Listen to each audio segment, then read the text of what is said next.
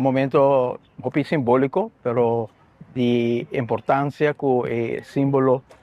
que amistad entre Aruba y Colombia te queda reflejada en todo sentido. En el momento que el barco Gloria adentra, nos por indicaba el sentido de emoción, el sentido también de amistad entre dos pueblos, que también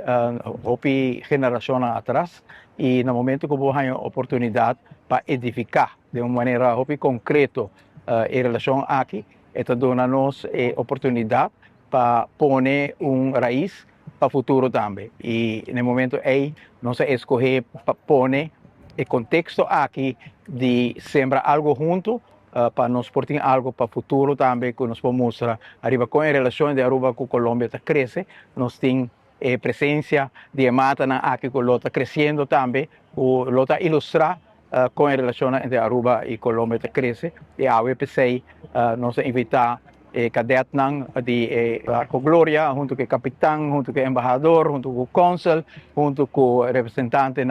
de esta carga de comunidad colombiana en Aruba también, para nos hacer acto ceremonial aquí juntos. Y muchas gracias, jóvenes.